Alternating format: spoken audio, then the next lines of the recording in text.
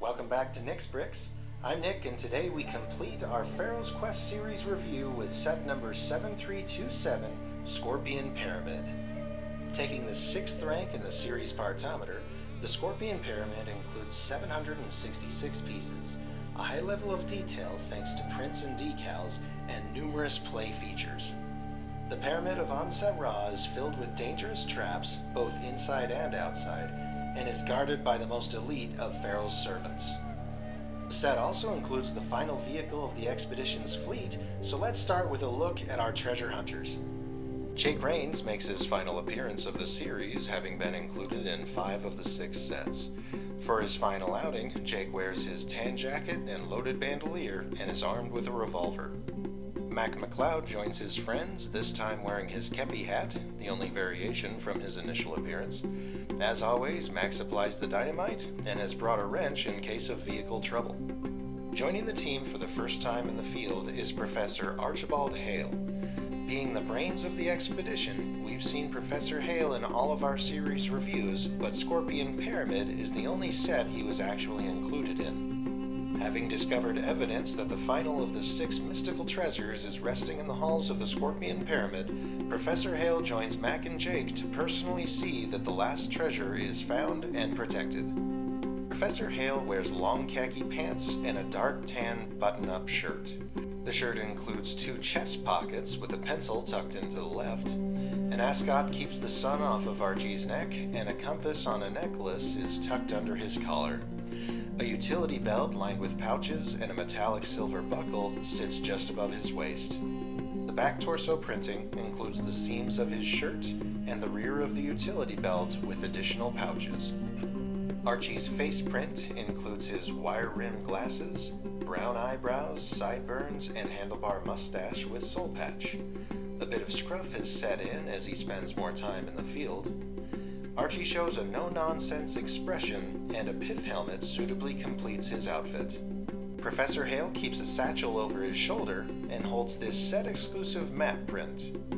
Printed on a 2x2 tan tile, the map depicts the obelisk from Flying Mummy Attack, the Temple of Anubis from Rise of the Sphinx, and the Scorpion Pyramid itself. Notably absent is Helena Scavalling. It's disappointing that Helena was not included in more than one set. She's an interesting character, a good counterpart to Jake Rains, and provides a good balance to the expedition team. With the strange encounters the expedition has come across so far, our explorers have brought the biggest and most powerful vehicle in their fleet, the Expedition Half-Track. The Half-Track is the heaviest and slowest vehicle of the expedition fleet, but it's also the most powerful. Distinguished from the other vehicles by its rear treads, the Half-Track wasn't designed with architectural expeditions in mind, but then this has been no regular expedition. 2 rubber tires at the front steer the vehicle, while the rear treads provide the traction. By my memory, this is the first time I built a LEGO vehicle that used rubber treads, and I love them.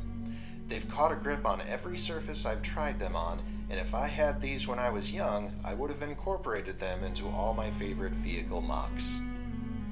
The front of the vehicle houses the low-set headlights, angled grille, and extended hood.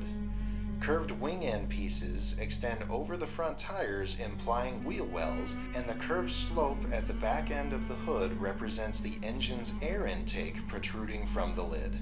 Consistent with the rest of the expedition fleet, the cab is made from the 2-seat vehicle base with a right-hand drive orientation and 2 trans-clear 1x2 panels for the windshield. The rear includes 2 clips that hold a rifle and pickaxe. A limited carrying capacity, but I don't think they had cargo in mind when they designed her, Chewie. The majority of the rear is a gunnery station with capacity for one of the expedition team members to stand and operate the mounted machine gun. While the Half-Track is a heavy vehicle with a powerful weapon, our expedition team will need every advantage they can get. Let's have a look at what they're up against. Scorpion Pyramid includes a single flying mummy armed with a spear. The pyramid provides multiple spires for the flying mummy to perch on, allowing them to fly from point to point, giving the winged warrior a tactical advantage over any intruders. While the series includes several mummy warriors, Amset-Ra doesn't entrust the protection of his own pyramid to just anyone. Behold, the Anubis Guards. Amset-Ra's most elite warriors are the Anubis Guards. Far stronger and more intelligent than Pharaoh's other servants, the Anubis Guards are skilled fighters and have been enchanted, making them near invulnerable. LEGO's lore leaves the details and origin of the Anubis Guards ambiguous, so allow me to speculate. The Anubis Guards are not true mummies. Instead, they are the guardians of the netherworld, gifted to Amset-Ra from Anubis himself to aid in Pharaoh's conquest. The Anubis Guards show muscular details printed in dark blue over a black torso. Similar to the mummy warriors, the Anubis Guards wear a gold wezek and belt. The leg prints feature a dark blue shendit with a gold accent waistcloth at its center. The rear torso includes more muscular definition and the rear of the wezek, though most of it is covered by the headpiece. The head of the Anubis Guards is the most distinct detail. The mold features the high-pointed ears, long snout, and nemes draped over the shoulders and back. Gold printing stripes the nemes and outlines the ears and red eyes. The Anubis Guards are armed with the same khopesh and scarab shield as the mummy warriors, though the guards use them with greater skill. The most elite of Pharaoh's servants, the Anubis Guards protect the Scorpion Pyramid at the charge of their master, Pharaoh Amset-Ra.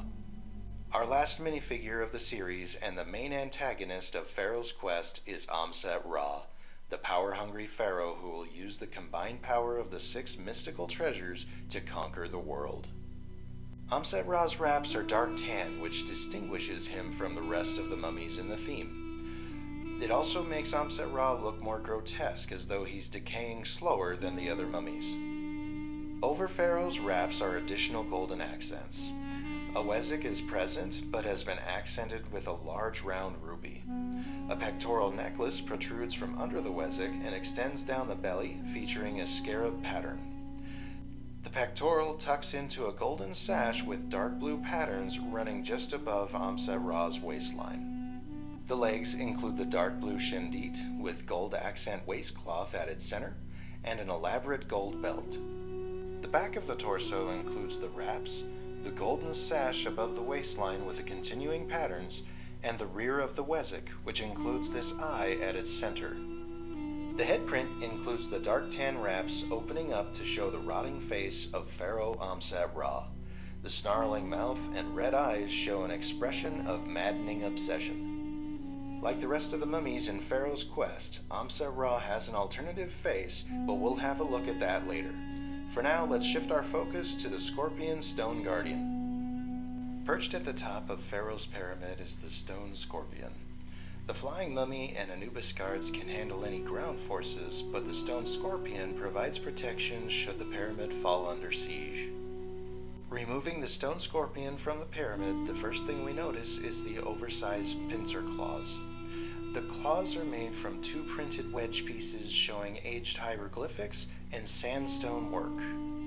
I can confirm that none of the hieroglyphs in the set translate using LEGO's hieroglyph alphabet, which makes sense due to international distribution. The hieroglyphs make for interesting visuals and decoration only. The smaller pincer is attached by a hinge piece, allowing the claws to open and close. The arms holding the pincers have 2 points of articulation, and the joints are held horizontally, which prevents the weight of the oversized pincers from pulling the arm down. The horizontal joints also provide better movement. The head is made from this dark tan printed wedge piece and features the scorpion's 4 slitted eyes outlined in black on the front and sides of the wedge. The vertical dark blue lines represent the scorpion's nemes, and at the crown is the uraeus, the cobra at the front of the headdress. Past the nemes is more exposed sandstone details. Because the Stone Guardian from Cursed Cobra statue uses the same wedge piece for its head, I figured the 2 prints were identical, but I was wrong again. The Scorpion and Cobra each have distinct prints, and I appreciate LEGO putting the extra effort into these designs. The body keeps the shape and proportion of the scorpion, and 8 legs protrude from the sides. The legs are made primarily from dark tan curved dino tail ends, allowing for rotation. Each leg has a ratchet joint which pivots vertically. Past the ratchet joints, the legs attach to the body by simple studs, and interestingly, the instructions direct us to put the outer legs at angles, fanning out the forelegs on each side. Finally, the tail is made of 4 segments. The first 3 segments are identical, attaching by dual ratchet joints at the front and back, leading to the stinger segment. The stinger segment is bulkier than the tail segments, bearing extra weight and additional spikes on both sides. This allows the scorpion to use the tail as a flail for smashing or the stinger for puncturing. The stinger itself is made from a scythe piece, the stone scorpion's most lethal weapon.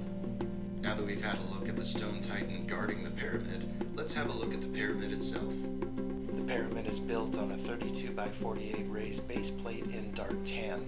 The raised base plate provides additional height to the pyramid and includes several stickers adding to the exterior detail. The texture of the base plate makes for a less than ideal surface for stickers, so bear with me as we go through this area. The removal of the scorpion gives a better look at the pyramid itself. The defining shape is created using slope pieces at the front and long plates held at angles by Technic pins and connectors on the sides. The pyramid is primarily tan with dark tan accents and pearl gold features. The pyramidion at the top shows Pharaoh's dark blue and pearl gold color scheme. While the pyramid is front and center, several peripheral builds help fill in and maximize the space. To the far left is a towering obelisk built on a narrow raised extension. Comparing the Scorpion Pyramid obelisk to the obelisk of Flying Mummy Attack, the most notable difference is the shape of the heads, with the Flying Mummy obelisk bearing a crown while the Scorpion obelisk slopes to a point. Both obelisks are similar builds, utilizing 2 stacks of 1x2x5 bricks with applied decals featuring aged hieroglyphs. The stickers are again unique, but I did notice an interesting detail. The top sticker of the crowned obelisk features the falcon-headed deity Horus, whereas the pointed obelisk features the jackal-headed deity Anubis. Horus and Anubis are featured in several other stickers found throughout the Scorpion Pyramid. To the far right, we can see a built structure seemingly tunneling underneath the towering pyramid. More on that later. Staying on the right side, we have an elevated section of the raised base plate.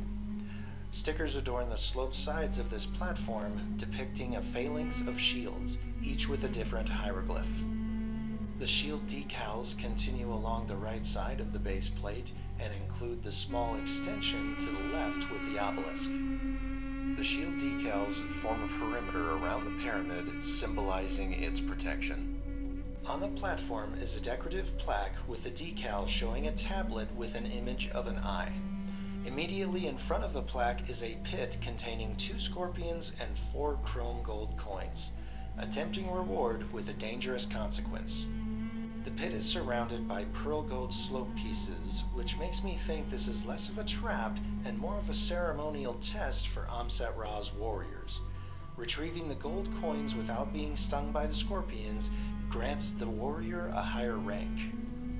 Returning to the left side, the lowest area of the base plate has a built enclosure housing snakes. I believe this is a sacrificial pit where Pharaoh's sentences are carried out.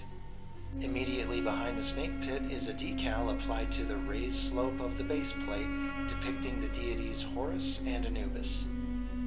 Moving to the top of the pyramid, we'll see a platform. This functions as both the scorpion's rest and the upper level balcony. When the stone scorpion is not occupying this space, Pharaoh uses it to address his subjects and command his legion. Just over the balcony is a sticker showing more aged hieroglyphs. Back to ground level, where we'll start our entry into the pyramid with the grand stairway leading to the main entrance. The base of the stairs is adorned with twin pillars, which leads to the 8 stud-wide steps. Leading up to the highest level of the raised base plate, the stairway includes a play feature. On its sides are pearl gold cone accents. Twisting them will raise the stairs, revealing a hidden compartment underneath. The instructions direct us to place a single scorpion in this area, but the compartment could be used to house Pharaoh's warriors waiting to ambush invaders or a hidden treasure trove. The rising stairs are also reminiscent of a castle drawbridge, and this play feature could be used to prevent an invading army from gaining access to the main halls of the pyramid. Once the stairs have been ascended, the elaborate entrance to the pyramid has been reached. The outer frame of the gates includes 4 stickers showing more aged hieroglyphs, and at its center are the Gates of Anubis. The Gates of Anubis are made from 1x2x3 black panels with stickers showing Anubis across both doors. When the gates are closed, the image of Anubis is complete, a warning of the deadly traps of the treacherous maze beyond. The Gates of Anubis are another play feature of the Scorpion Pyramid. On each side of the gates are pearl gold cones. Twisting the cones slides the Gates of Anubis apart, granting access to the pyramid. Twisting the opposite direction will close the gates. The play feature uses Technic gears and racks in a simple configuration to give the pyramid a foreboding entrance. Passing through the Gates of Anubis, the expedition enters the Scorpion Pyramid. The Scorpion Pyramid is a dollhouse-style build where the front of the structure maintains the exterior facade and the rear allows access to the interior rooms. The first area accessed from the Gates of Anubis is the main hall at the center of the pyramid. The primary features are the 2 structural columns which pay tribute to Horus and Anubis via decals. However, watch your step. The first play feature of the interior is a classic trap that sees leftover sandstone blocks fall from the ceiling onto trespassers. Moving up to the higher level of the pyramid, we'll see a trapdoor holding 3 1x2 bricks in dark tan. The trap is activated by pulling this cone, which removes the axle and releases the trapdoor, dropping the blocks on the unwelcome treasure hunters below. This is the only room of the upper level, and the only other detail of note is its access to the exterior balcony. The room to the left of the main hall contains a small altar bearing a trans-yellow jewel piece and another decal showing aged hieroglyphs. Just above the jewel is a switch, another play feature of the set. We saw earlier that the exterior had what looked like a structure tunneling under the pyramid at its side. The wall of this structure has a similar look to the wall from Rise of the Sphinx, and that's no coincidence. Moving the switch pushes the actuator arm and dislodges the wall to the outside, revealing the interior. This time, the revealed treasure is the sarcophagus of Amset-Ra. Amset-Ra's sarcophagus is made from a dark blue coffin base with a pearl gold sarcophagus lid with an embossed mummy as part of the mold. This elaborate coffin lid has been featured in several themes and is a classic Lego piece. The instructions direct us to place Amset-Ra in his sarcophagus as part of the play feature, so perhaps the expedition team arrives at the Scorpion Pyramid, notices the side structure, and decides to use it as an entrance, hopefully bypassing the pyramid's traps. The team places the dynamite on the wall, and the explosion creates an entry, but also awakens Amset-Ra, who summons the guards and Stone Scorpion to attack the intruders. Like all LEGO sets, Scorpion Pyramid provides numerous play scenarios.